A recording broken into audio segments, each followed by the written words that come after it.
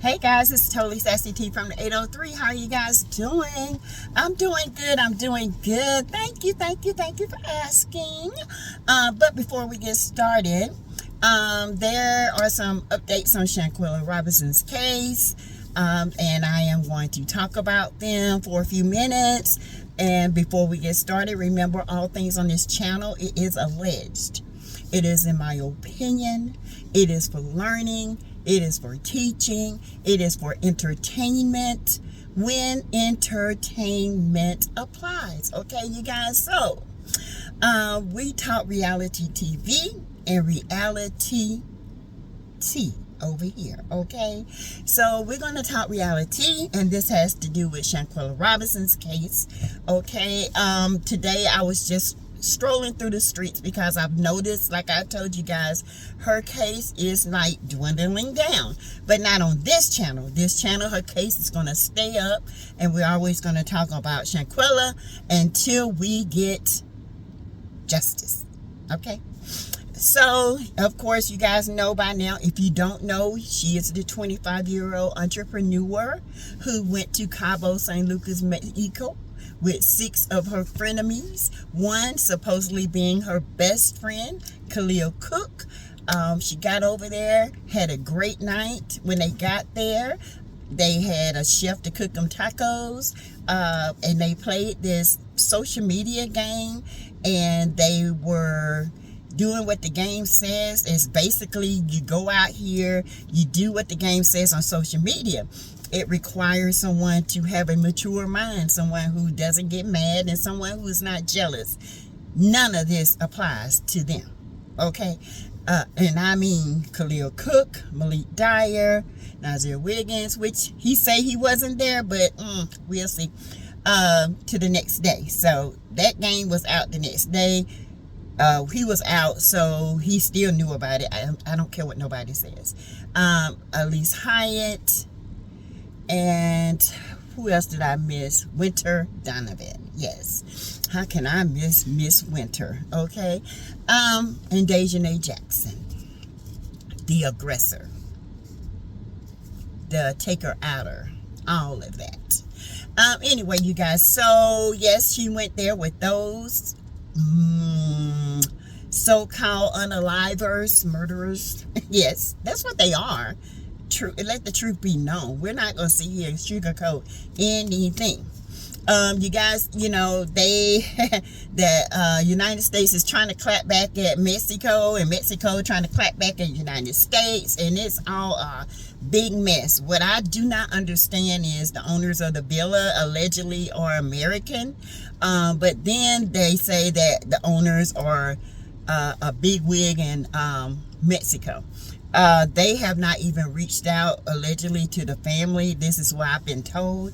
Had not even gave a statement or anything. What a disrespect. Okay, you guys, I hope you guys understand that Mexico is not a safe place for us. Point blank period. And I'm putting it out there. Okay, it's not a safe place. Until they make it safe and make this right, it's never going to be a safe place. And if I were you, and I'm not, you can go anywhere you want to go in this world, But Mexico would not be my choice at this point in time, okay? The dollars will have to stop. They did a disadvantage. They did a disservice to Shanquella. They went, because that Villa Linda 32, I think that's what it was not renting out anymore. They went and revamped it and did a whole new name. Yeah. It doesn't matter. It still happened there, okay? You guys, and a lot of people are saying that, you know, the FBI is taking their time. Well, like I said before in the beginning, Mexico has clapped back, and they have not even, they stopped the charges on Carolina Gutierrez. I think that's her last name. She's a doctor who did no justice, nothing, no interventions, absolutely nothing for Shanquella, okay? So, you guys, when Shanquella unfortunately expired, there was something that I wanted to talk about, and it's about her injuries. You guys, when that girl slung Shanquella down, and I'm sorry, you guys, when she slung Shanquella down, and she pulled her back, and her neck went down like this. Shanquella sat there with her neck down, her arms flat back, and they were down. That was her internal decapitation. She can hear. She couldn't speak. She couldn't see, but she could hear. She probably could see what was going on. She can hear what was going on. She could move, and that's how the maid found her, just like this. This is her neck, and this is how it hung. This is how her back was. It was out. Her head was so floppy, because when she jerked her head was floppy. And when she sat down like that, that was it. Allegedly, the maid, Lucy, found her just like that, in that position, when she was laid down, and she was, the friends, enemies were called. Okay? You guys, this is so heartbreaking. Heartbreaking. So, okay, Mexico was just going to let this slide, okay? They let these 6 people come back to the United States. They were going to actually rule this, not a femicide, but just a regular alcohol poisoning. They were going to let it all go. They wasn't going to investigate this. They were just going to put it on her death certificate, alcohol poisoning, okay? But then the autopsy came out and destroyed all that. They didn't investigate it. They didn't do anything. They just sent them home. Now it's on their time to, you know, make this right. They sent, you know, extradition charges and all this stuff through Interpol, who's been through the OIA and the OSA and the DOJ and the FBI and all that, okay? So let's just take a minute to understand what's going on. It doesn't take long for this to happen. People are saying the doctor that did the autopsy, was he credible? Was his credentialing up standard? That doctor been a doctor for over 40 years. 32 years. That man probably has done thousands, if not thousands, of autopsies, okay? And he's probably, I would say, been certified, because he was a surgeon. He's been certified and trained and all this on how to tell what a person died of, all right? So I rule that out. I just don't believe that. What I do believe is that Mexico has sent all this, and the FBI here has said, you know, Mexico said, okay, y'all want to take all day, we done did what we got to do. I'm sick of this, we sick of this, y'all want to do it, y'all don't want to send her over so we can judge and get this case over, then the heck with y'all. So they dropped the case on the doctor, and they just letting it go. And then the FBI is like, oh no, you ain't dropping that case on the doctor. guess what? We're going to put charges on that doctor. Because she did nothing for American citizens. What is going on? Why is it taking so long for this? It shouldn't even take this long. You know what I'm saying? It should never take this long. The paperwork has been done. Like I told you guys, I explained it. I explained the extradition. Exactly. Okay? You know, it's coming from Interpol. It goes to the OIA or the the DOS. OIA is the Operational International Affairs. Then you got your DOS, it's the Department of State. Once they get those papers and they identified the aggressor or aggressors, it goes to the DOJ. Now, this might be just stuck at the DOJ, okay? And they trying to determine, okay, is this plausible? Is this enough evidence? I don't know what else they need. They got a whole series of videos out here, okay? They got a whole 6 people running around in Charlotte and everywhere else living their life while somebody's child has been put in the ground and they have no answers. None. Not one answer yet. And then, you know, there have been more interviews. They interviewed Shanquella's dad.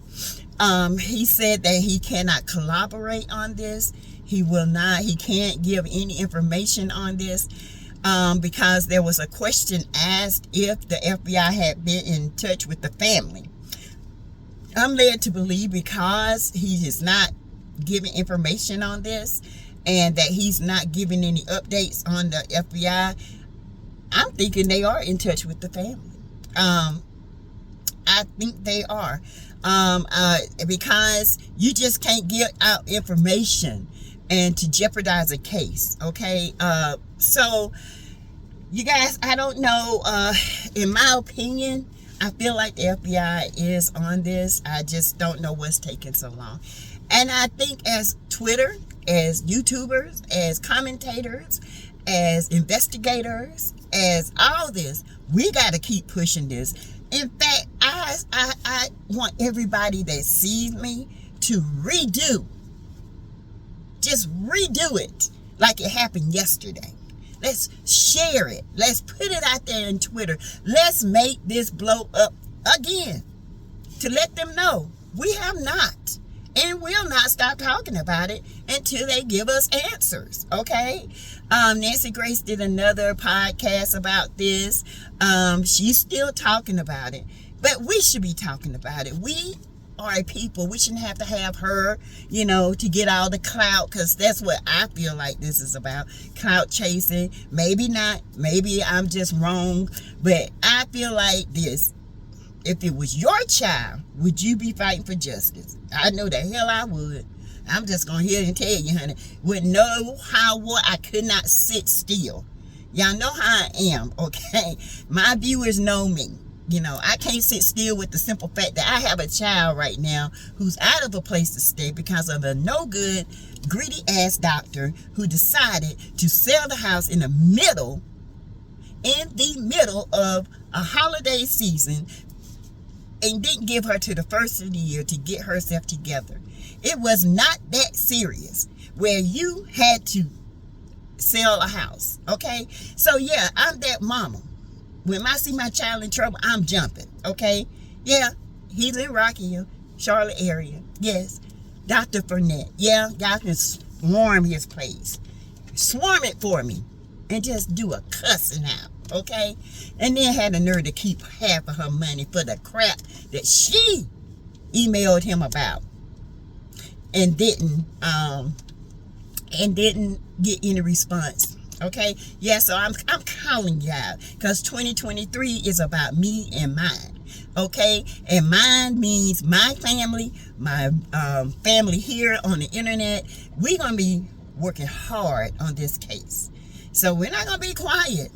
We're not, because I look at it as she has gained aunties, cousins, friends on this internet, and just guess what? We're gonna fight for your justice, Shanquella. We're going to fight for it, okay? Rest assured, honey, justice is coming. So, you guys, Sean Davey show, he did verify that Dejanay is still working. Yeah. So she hadn't been arrested or anything, but he did verify that she's still working. He verified that Carolina Gutierrez has been fired from the big hospital in Cabo. We know that Alyssa Hyatt is still working in High Point, North Carolina. They have not seen or heard from Khalil Cook.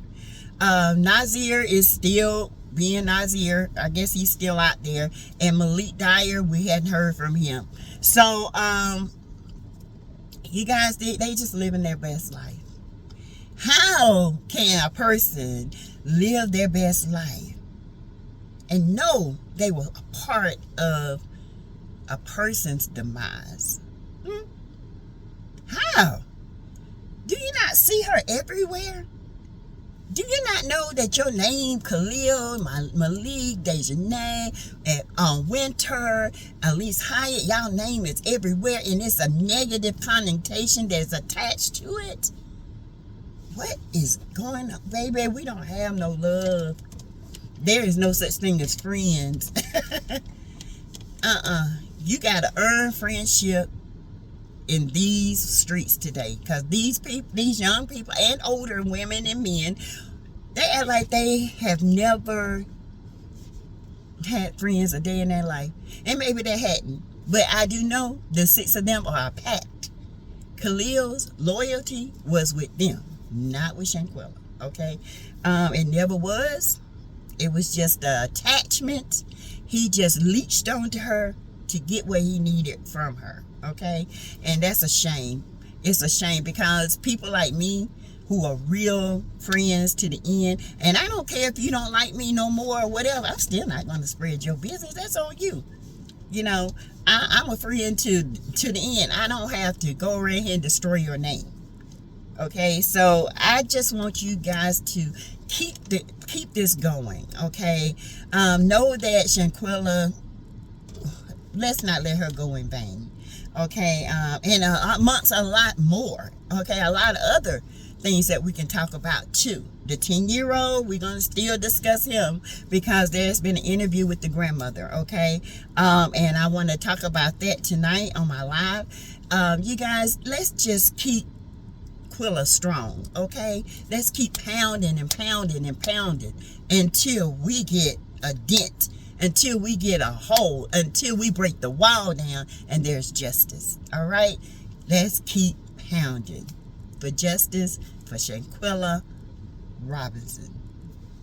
Talk to y'all tonight. Bye.